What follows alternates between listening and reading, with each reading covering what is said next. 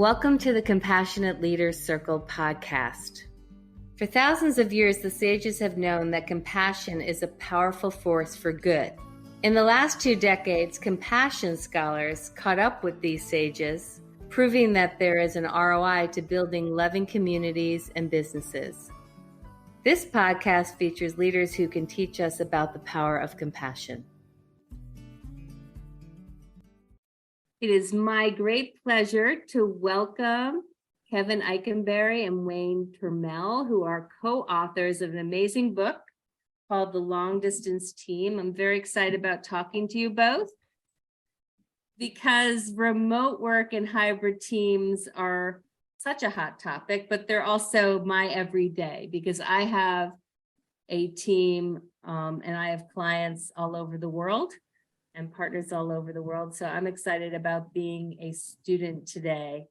But I'd like to start with your story, a little bit about your background and how you came to write and work together. So whoever wants to go first. Well, we found each other a long time ago in a virtual world. Wayne hosted a podcast long before podcasts were cool, called The Cranky Middle Manager, and I was on it a couple of, I don't know how many times. He says it's more times than I think it actually was, but I was on his show a couple of times, and that led to us having a relationship, if you will, professional relationship at a distance. Then we later met, and eventually we collaborated on some things together. And then eventually it's like the old Gillette commercial. I liked the product so much I bought the company, and that's what I did. Eventually, I bought Wayne's company and he became a part of our organization. And that's the short version of how we got together. Wayne, why don't you talk about sort of the books, the book and the book process? Yeah, well, the synergies go back to the beginning. I was running a company that was primarily focused on distance communication and virtual communication. Kevin was running a very successful consultancy based on his book, Remarkable Leadership. And I was getting lots of questions about leading remote teams. He was getting lots of questions about working remotely and virtual work. And rather than invent 2 different wheels, we just came together.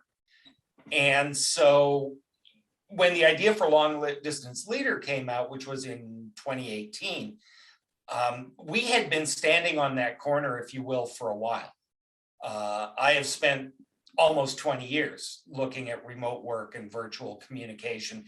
Kevin, has been concentrating on leadership and leading a remote team for over a decade as well. And he's been living it, for over a decade. So Long Distance Leader came first, and it was, why does this feel so different and strange? And then Long Distance Teammate was for the individual who wanted to be connected and be a good teammate in this new environment.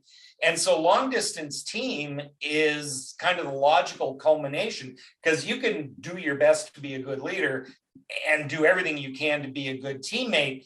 But the structure and design of the team and the culture of the team is ultimately going to determine how successful you can be.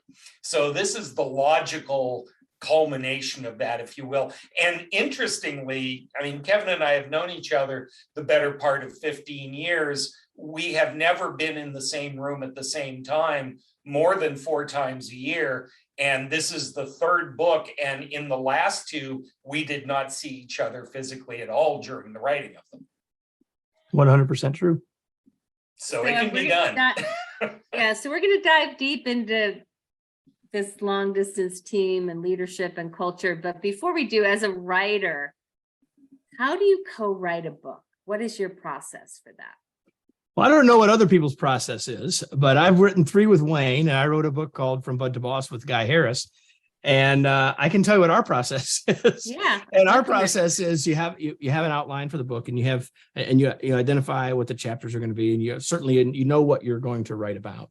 And then what Wayne and I have done 3 times now is say, okay, who's the best person to write the first draft of each chapter? And so fundamentally, we each write the first draft of half of the chapters. And then as the drafts are created, We use Word and we mark them up and we individually asynchronously look at them, comment on them, et cetera. Then we come back together and work on them together, and with the intention of not only getting the content really where we both want it, but also getting it so that when people are reading it, they can't say, oh, that was a Wayne chapter and that was a Kevin chapter, but that it reads with one voice. Yeah, we have very different writing styles, and yet, together we've managed to create this where you can't tell a Wayne chapter from a Kevin chapter, as he says. And so this notion of everybody takes their first shot and then you shut up and listen to the feedback from the other person, which is really key to this. Is the Well, and I think there are parallels. Feedback. I'm sorry, Wayne. There are parallels. I mean, we are doing work at a distance. It happens to be work called writing a book, right? When I'm working with leaders, I often say, hey, listen, I'm a leader just like you. The work of my team might be different than the work of your team, but what we share in common is leading. And what the commonality in this story is that we're doing work at a distance, right? The work might be different but the combination, it's instructional to think about that we do it in a combination of both synchronous and asynchronous collaboration, using a variety of tools, using our webcams, using a lot of the things that we would be encouraging people to do, and people ought to be continuing to get better at to be effective in a long distance working life. But I think we undersold something really important, Kevin, and I was listening to you describe it. You said, well, we sit down and we talk about what the chapters are going to be. That's the hardest part of the process, is figuring out what is the scope of the book? What are we going to tackle? What is the essential viewpoint? That's the hard work. That's a lot of discussion back and forth before we ever sit down to do the work. After that, the worst work is task completion. And that's true, right? And again, Laurel, I don't know how far you want to go into the book writing process, right? But there's a front end around not only what's the message for the audience, but how does it fit in to our business and our products and services and deliveries and all the other stuff, right? And then because this is 3 books in a series, we've got some things that we wanted to hold similar, right? So there are some things that are in each of the books, like stories to open each chapter, and these sorts of things that have evolved that become a part of making it, in the end, a cohesive whole.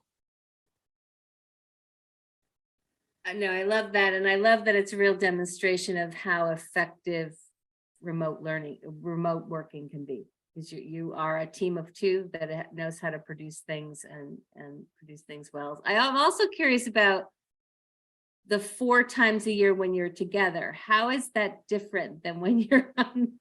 Well, it's not always been 4. Sometimes it's been more like, 1 or 2.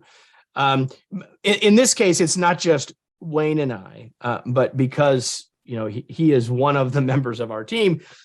It's typically there are several of us together. So when he says we're together 4 times in a year, it isn't that we're together 4 times and now we're going to roll up our sleeves and both sit at our computers and type, but we're doing other sorts of work. We're doing planning work, we're doing strategy work.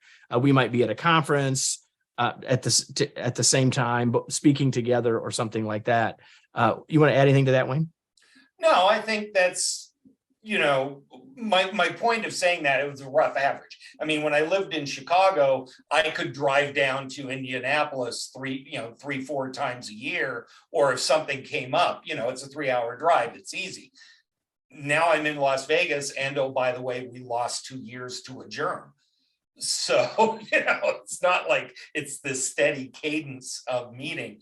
It's, do we make the most of the time that we are together? And we are doing a lot of other work besides the book writing, but maybe more importantly, it's kind of like the old vaudeville act with the plate spinning. We get the plate spinning when we're together. We get a chance to really make sure that everything is going fine, and then we go back to what we're doing, which I think is the basis of hybrid work. Is, the work is getting done, it's getting done remotely, but when you do get together, do you maximize that? Do you turn that into valuable time that gives you the momentum to go back and do what you're doing separately? And in our case, that might be 2, 3, 4 times a year. And in somebody else's case, that might be once a week. But the point is, if people are coming, I mean, you've heard it. People are saying, why do I need to come to the office? I'm going to put my headphones on and do exactly the same thing I did at home. I said, then you shouldn't, right? The days that you come in, there should be fundamentally different. Maybe not every moment of the day, but the nature of the work should be different when we have the chance to be together versus when we don't.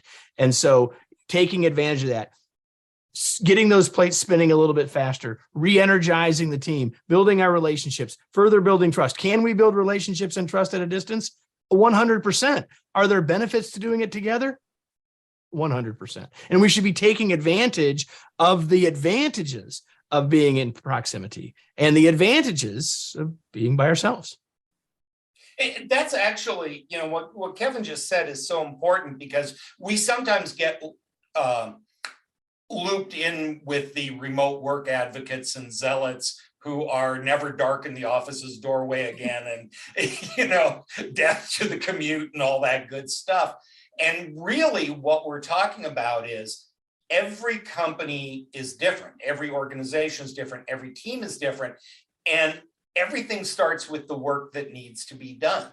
Then you figure out when, how, and where to do it. But it all starts with the work that needs to be done. And so in some cases, you need a lot of physical proximity. In other cases, you don't need hardly any. But it has to be a decision based on what is it we do and how do we serve our customers and how do we work. And then you can figure out the details of whose butt sits in which chairs. So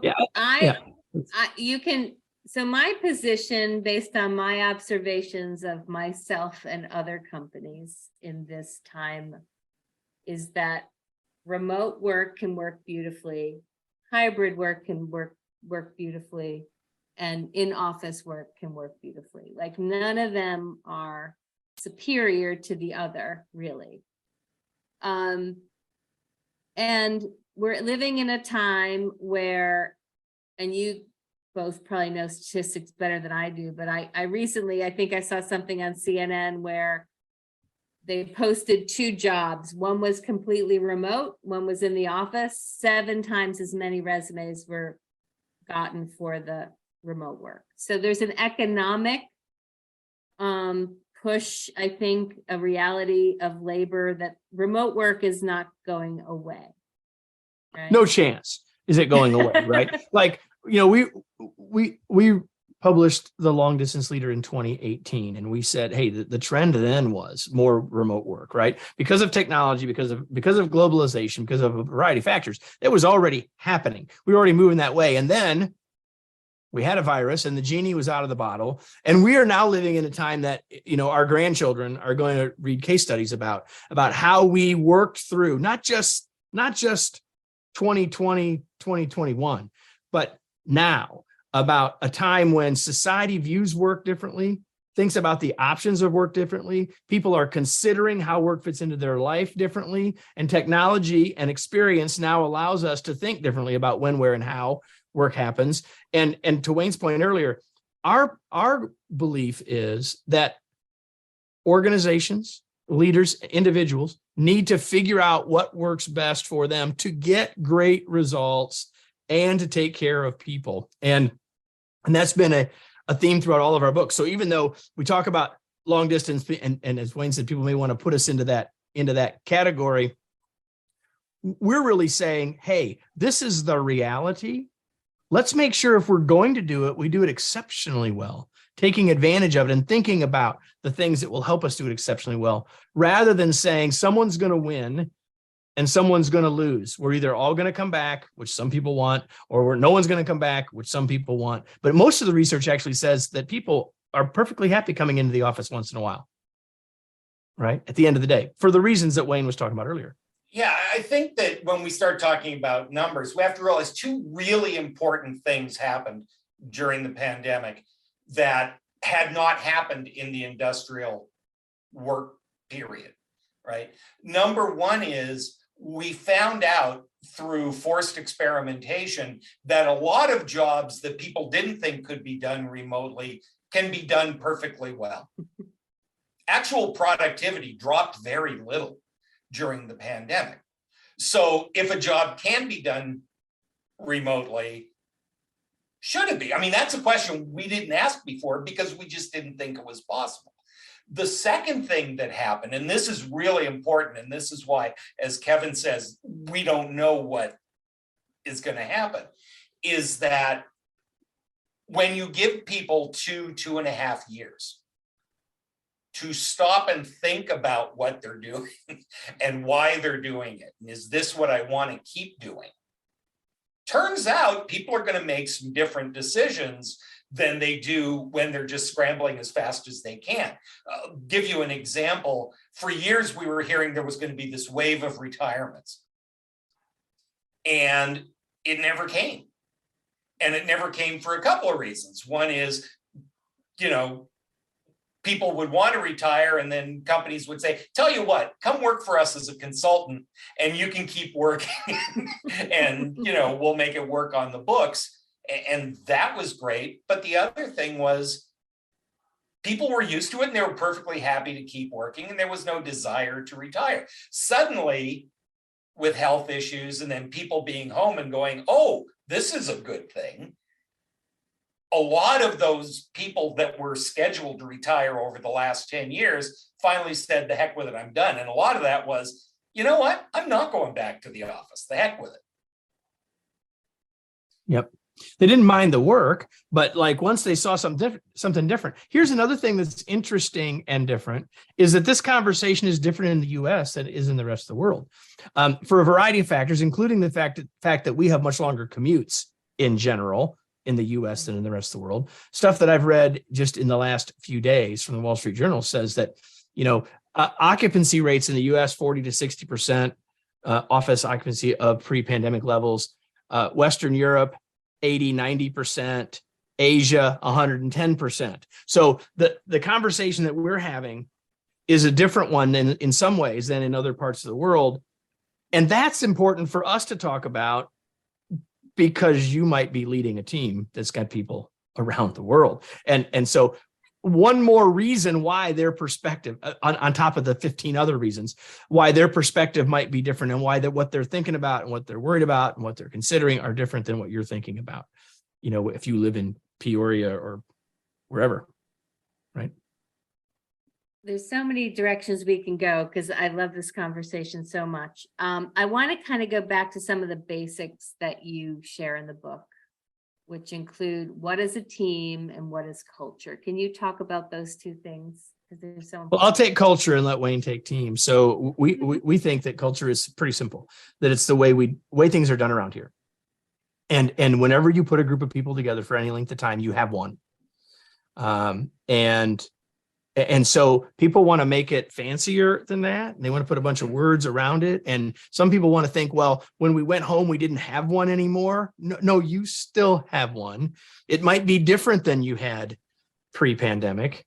And of course, one of the big ideas of this book is that you can make conscious decisions about what you want it to be next, right? But culture exists. It's naturally occurring when you put a group of people together. And it will always change. The only question is, can we decide, how can we decide to have it change in a way that will serve us best? I think my favorite definition is culture is what the fly sees from the wall. Well, but it's what's really going on. It's also not what the policy states or anything. Like it's what's really happening. The way things are happening. What are we doing? The way we're interacting. I know you'll probably ask us about the 3 C's, right? How are people communicating? How are people collaborating? What's the level of cohesion amongst this group of people, whatever the proximity is, together or not, right? I want to go back to what Laurel said, which is really interesting. Culture is what the fly sees on the wall. It's not what you see internal because you can't see it. I mean, at the risk of sounding like an old guy, Marshall McLuhan had this great quote that said, I don't know who discovered water, but it wasn't a fish. Right. I've heard the fish is the last to know it's wet. Right, exactly. It's we are so busy doing it and living in it and just assuming that this is how things are that we can't always see our culture for what it is. And that's a large part of what we tried to do in the book, is ask the questions and engage enough people that you can get a 3D view of what is actually going on. And all of that starts with whose culture are we talking about? Gets back to the team, because there is a macro culture, right? If you think about IBM in the 70s and 80s, white shirt, blue tie, whatever, there was an IBM culture. But were you talking about manufacturing? Were you talking about sales? Were you talking about engineering? Were you talking about the group in Longmont, Colorado versus the group in San Jose? Because there are all these microcultures. So people might say, oh, I know what the IBM culture, I know what XYZ culture is, maybe on the macro level. But what does the microculture look like? Because that's the one that everybody swims in. Yeah. And that's the one.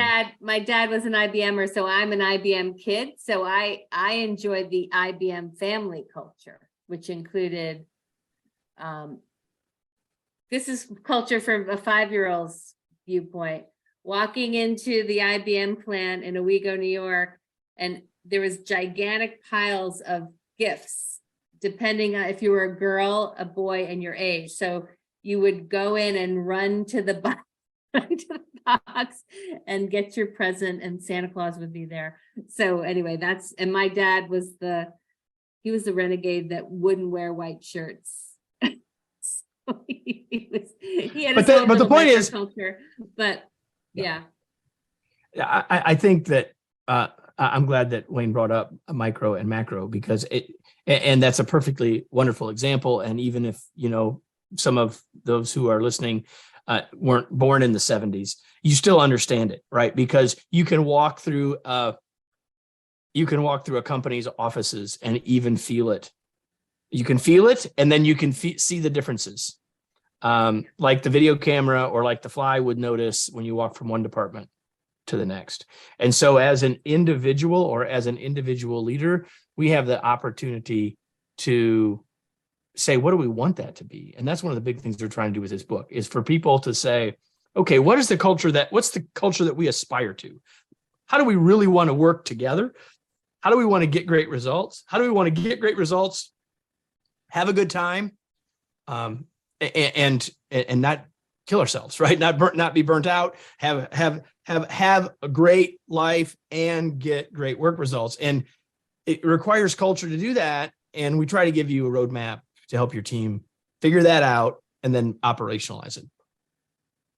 I think one of the reasons managers and leaders should read this book is I think a lot of them are struggling with confidence around culture in a virtual environment. And I think your roadmap will give them more confidence about what to do. Well, one of the things, and we hear this a lot, people always come to us, did you hear what the chairman of so-and-so said about you better get back to work, or, we're going back to the before times. And I want to cut those people some grace, because they're not doing it necessarily because they're control freaks and they insist everybody be there. They grew up in the industry when things were done a certain way. They were successful networking and seeing each other and working in a certain way. And so that, in their experience, is how one succeeds. And they want people to succeed. They want their people to succeed. They want their organizations to succeed. And there's pressure in industry. Certain industries are more accepting of remote work than others. So there's this moment in time, right, where you're dealing with not just the culture of the organization, but the culture of senior leadership, the culture of the industry that you're in, right? If you look at Wall Street is probably banging the drum harder than anybody to get back to work, because you've got 150 years of crazy success based on doing things a certain way. And to change that is scary and weird. And we don't know if this will work, but we know this did. Now, some of it also is wearing rose-colored glasses, because as Kevin said earlier, there's the culture that you had. And a lot of people, their initial reaction is, let's get back to that. Let's return to what we knew. But unless you worked in the Garden of Eden, I'm willing to bet that there were things about the way that work got done and the teams were organized that drove you crazy. And here's your chance to address that. Not only are we willing to bet that, we know it because, we've been in business a long time. And people have been asking us about how do we fix this and how do we change this and before. So the further we go from the way it was in the before times, the more we view it like the good old days, right? And like you put any sort of thing and say, oh, the way it used to be. Well, then when you start to really look at it, you say, oh, well, that wasn't awesome. And that wasn't awesome. And that could have been better. But the further we go, the more we begin to idealize that. And when you add that to Wayne's point about senior leaders who were super successful personally, interpersonally, and organizationally in that model, I think Wayne's point about granting people a little grace around that is incredibly valuable, as opposed to just assuming they just are control freaks and want everyone to come back. But that's also really interesting about return to office is I don't know too many organizations whose return to office went exactly the way they planned it, because their reaction was, yeah, let's get back to normal as soon as possible. And after about 2 weeks, people started going, oh, that's right, I didn't like this. Once you got past, it's so good to see you and catching up and, oh my God, I'm working with other people and this is great. After a while, it was, oh yeah, I remember this used to drive me nuts and I didn't like this. And oh, Bob is doing that thing again. And there's that 45-minute each way commute, right? And there's the commute. And after a while, the excitement of getting together wears off. And then it's like, oh, I'm back in the freeway. I have a client that gave everyone a choice. So you can go back to the office if you want to. You can work remotely if you want to. You can be hybrid if you want to. And I've spent a lot of time in their offices the last few months, and I see a lot of working moms in the office because they are away from laundry and distractions, and they can also set their own hours so they can go pick them up. But I'm curious, like separate from culture, separate from like old school versus new school, age bias, technology, are there personality types that should not work remotely? Well, I'm not big on the words should and not. I think there are certainly, but I understand your question. I think that there are the initial thought everyone has is, well, if you're introverted, this will be awesome for you to work by yourself. And if you're extroverted, you're going to have a hard time with that. And like any generalization, that's probably too broad of a brush, because all of us want and need human interaction. And, we had a pandemic of loneliness and isolation in the United States before we had a virus that we used to call a beer, right? And so the reality is that I don't know that there's a personality type or a communication style that automatically moves us one place or another, but I do think there are mindsets that have an impact. And the mindset that says, I don't think I can, or I don't think I want to, whichever direction that would be, is one that's going to get in the way. So if we can kind of do our best to adopt a mindset of possibility and opportunity and flexibility, we probably got a better chance of succeeding. I'm actually going to take a slightly different view on this and say that if you are the type of person who is working solely for a paycheck and you're trying to figure out what are the bare minimums that I need to do in order not to get fired, probably working alone by yourself is not going to work. And this isn't about introvert, extrovert, or any of the obvious things, right? It's what's your mindset. One of the things we found during the pandemic, I'll give you the broad brush, and then I'll give you a very specific thing, is people who were engaged are super engaged no matter where they sit. People who like their coworkers, like their work, they're excited by what they do, they like the challenge. and they don't have to commute every day are the most engaged workers you've got, because they like their life and they like their work and they're happy. People who are disengaged at work and work remotely are way more likely to leave. And the reason is they haven't formed the kinds of things that create engagement in their life. And therefore, it's a purely transactional situation. And if I decide to leave this job and go for another job where I get to work from home, literally the only barrier to that is I got to learn a new password and log on. I love that. Yeah, I mean, and unfortunately, for that person for whom the mindset is, what's the bare minimum I need to do? I think we believe that that's a relatively small percentage of the population. But when they go to the next place, it's not going to be any better, right? It's going to be just the same because they've brought that with them, and it's not serving them. That's for sure. But I like this idea of mindset and being on purpose. Like if you're working on purpose, we call it soul work. If you're doing the best possible way of expressing your passions and purpose. The best proof of that, Laurel, is in the first quarter after the pandemic, employee engagement scores went through the roof. I mean, the big concern was, oh my gosh, people aren't going to be engaged. They're all going to scatter to the winds. No, what happened was there was a crisis. We have to pull together. We want to not let our teammates down. We want to keep our jobs. And so employee engagement scores went up radically. I think people were also really grateful to have community and work. Yep. And that was the honeymoon phase. It didn't stay there, but during that phase, what that proves to me is that people want to do work that has meaning, that has purpose, that where they feel like they're making a difference. That's what I'll say 95% plus of people really do want that as a human being.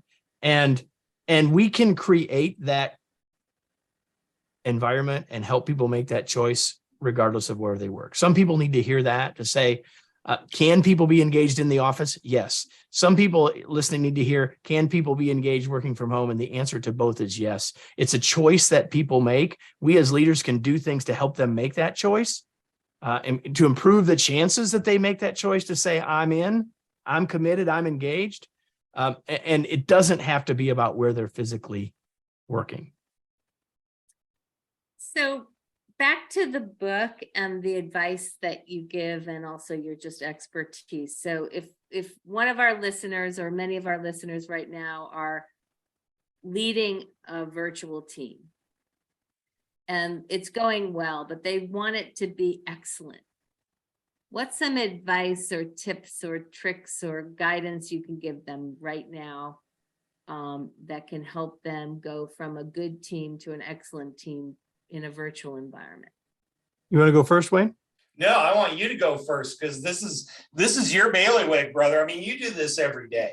And by the way, without sounding obsequious, there are worse people to work for than Kevin, who does a very good job of this. Well, that was sort of backhanded, but thank you, Wayne. I think the first thing we need to do is, I think there are a lot of leaders that have felt enormous pressure to figure this out. All of this, right? Where and when and how and all this stuff of work. They've put enormous pressure on themselves to answer questions that don't necessarily have a singular right answer, right? And I think that one of the very best things that they can do to answer your question, Laurel, and to help themselves is to not try to solve it themselves. Ask their team, hey, my sense is we're doing pretty well. Am I right? Where are we not doing so well? But to your point specifically, what can we do? What can I do? What can we do? Now we're asking a culture question again now. What can we do to get even better? Like, we're doing good. We got no issues. We got no beefs, right? What's the next step? right? You're either getting better or you're getting worse, and we want to get better. So what can we do? You don't have to try to figure it out for yourself as a leader. I think You can that's the engage your thing. team in that. I think that's the thing. When we talk about culture, we assume that that's something that's imposed and that is top down. And certainly kind of the initial culture and this is how we want this place to be might come from that because it comes from the founder's vision, or it comes from the fact the company's been around a zillion years and it already exists. But man, you cannot impose culture. And this is why return to office has been a little bit of a car wreck, because people spend a lot of time, certain people spend a lot of time putting policies in place and said, that's what we're going to do now. And nope, that's not how it's happening. Again, old white guy quote, Peter Drucker said, culture eats strategy for breakfast. And it's absolutely true. So to Kevin's point, you need to include everybody else in this discussion and say, we are trying to figure this out. So what do you like? What don't you like? What do you wish would be better? Ask the magic wand question. I know it's not possible, but if we could, what? What would you do if you were in my shoes? Those kinds of questions. And I think that when you get down to it, there's a question that I challenge leaders when I'm teaching workshops, and that leader executives that I'm coaching. I challenge them with this question: do you want to lead simply for compliance, or do you want to lead for commitment? And your answer to that question is profoundly important to the results that you will get.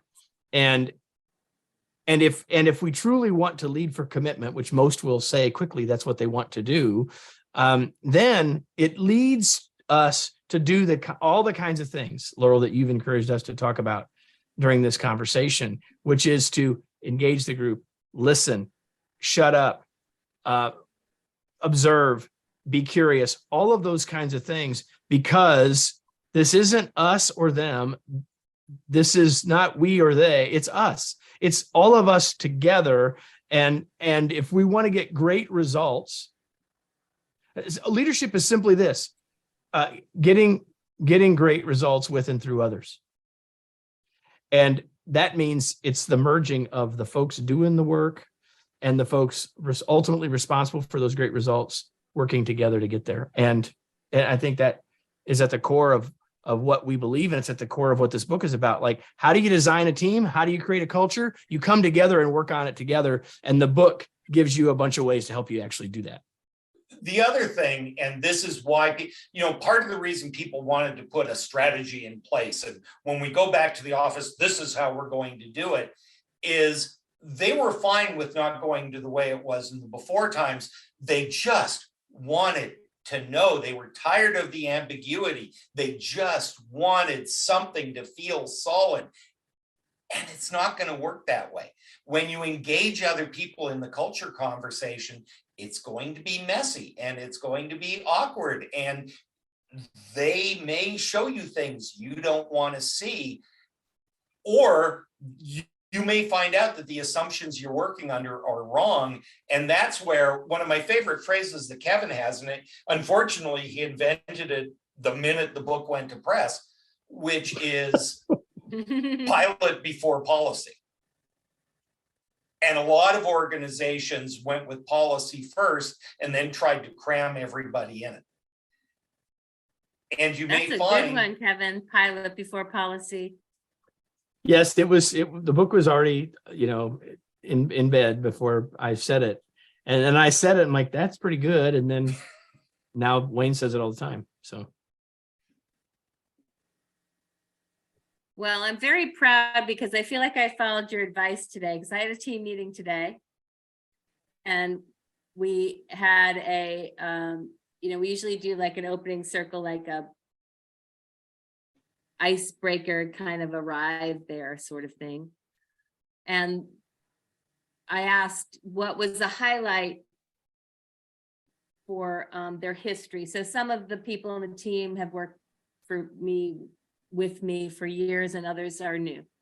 And I said, no matter what your history is, if it's a month long or 3 years long, what's been a highlight in your history and what could be better?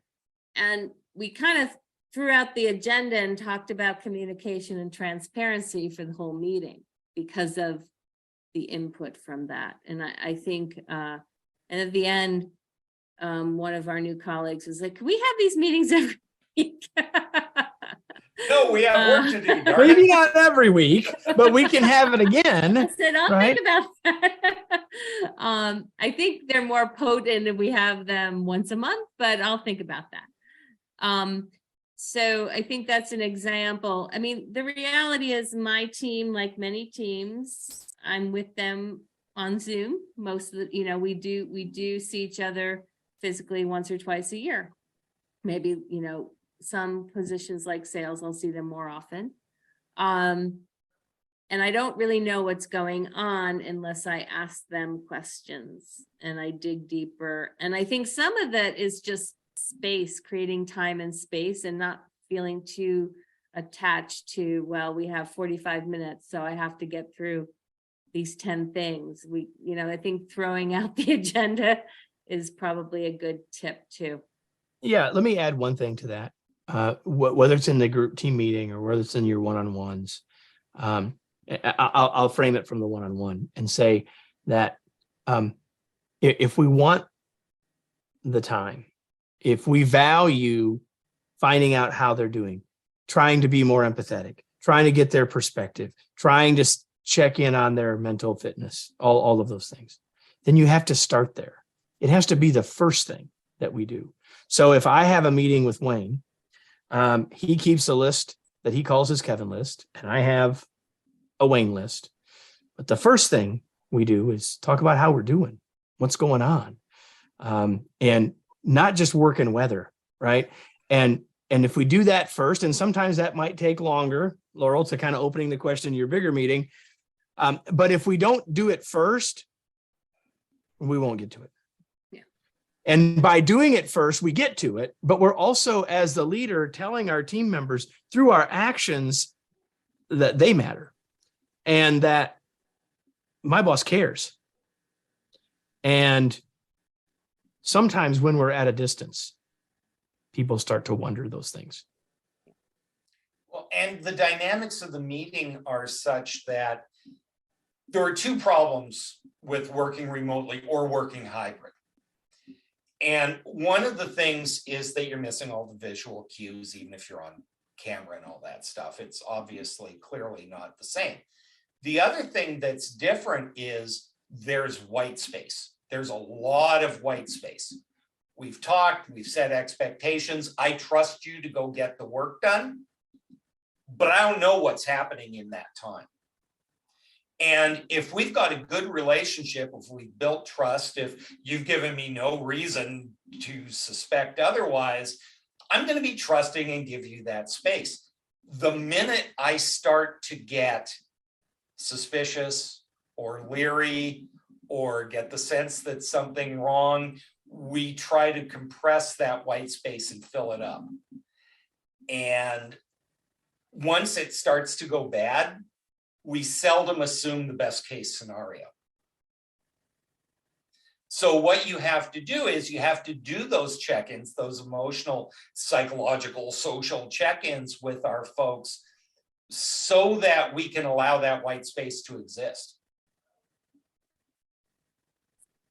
Because just the communication can become very transactional. And that's where you get to Kevin's thing, but you got to have the discussion about how you're doing first. Because if you just get to, okay, what's on Wayne's list, what's on Kevin's list, it becomes completing the list and then we go back to work because we're conducting a transaction. Yeah, we would call that, having compassion, for your fellow worker, your colleague, your teammate. Like today, and also in our meeting, we found out that one of our colleagues losing her grandmother, so we had to, we were happy to create space for that. But creating enough time for the human connection and I like what you said about mental fitness, because I also think, separate from remote work and hybrid work, we're in a time where people are struggling with addiction, with stress, with mental illness, with a lot of things. It could be them, it could be family members. What do you tell leaders, managers who might suspect that one of their remote workers is struggling with some sort of mental stress? Well, I think we have to recognize what is in our bucket and what's not, right? Chances are that most of the leaders who are listening are not trained psychologists, et cetera. And so I think we need to, if we're doing our best to keep a pulse, and if we've done and if we've worked hard to build the relationship and trust so that people are comfortable sharing with us, then hopefully we don't get to a place where, oh my gosh, this is what's going on. Like we're sort of aware. And then I think, certainly in larger organizations, you have resources where you can send people to get help. And we want to use those resources without a stigma being attached, and really, coming from an intention of helping people be more effective and being healthier, et cetera.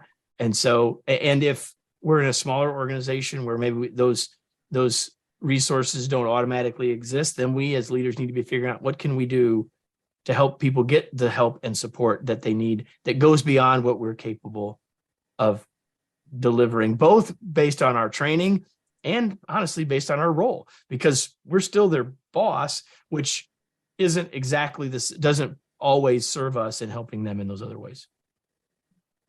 I mean, unfortunately, the upside of all this there's a lot of technology available, including remote mental health For sure. professionals, and they're finding that some of the tech apps are even better than being in the room with the psychologist. So I think we're technology is creating some tools that are affordable and helpful, but I think that's good advice to understand what's in our bucket and what's not in our bucket. Is there anything else you want to say to the audience about how to be how to create a better team? Creating teams. We've been creating teams for thousands of years, right? Context is different today. The way in which we need to do it might be a little different, but there's way more the same than different. Don't forget everything you already know about group dynamics and about human behavior, and throw that all out while you're trying to figure out how to do it at a distance, because it's more the same than different. The differences matter. We need to be intentional about those. We need to work to understand those differences better, but don't forget everything you already knew, both as a leader and as a teammate.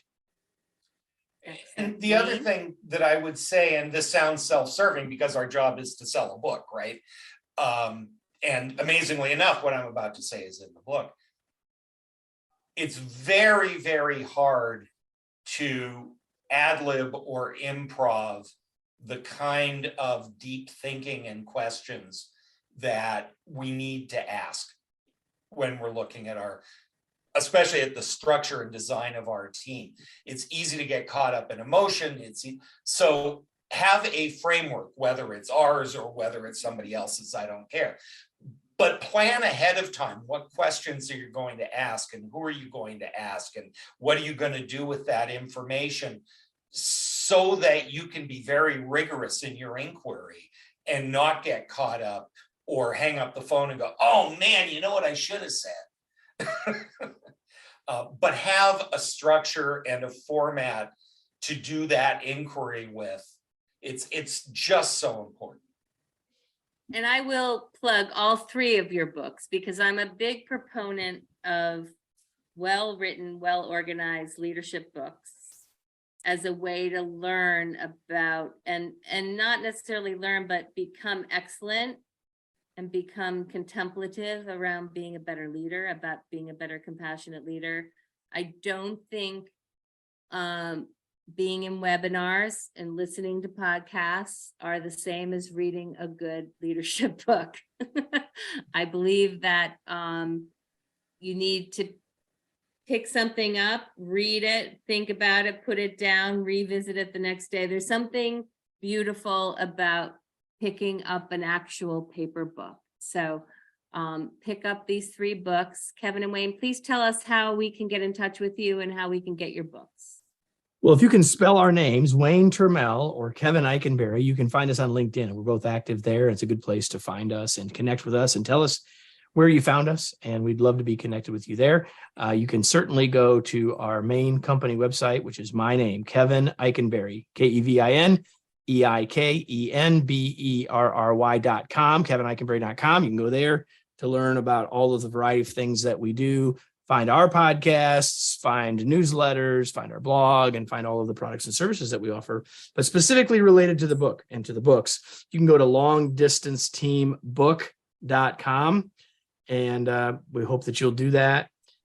But we really hope that you'll do most is that you'll take action on something that we talked about today. Thank you both very much. I enjoyed our conversation. I look forward to more in the future. Thanks. Us too. Thank you for having us.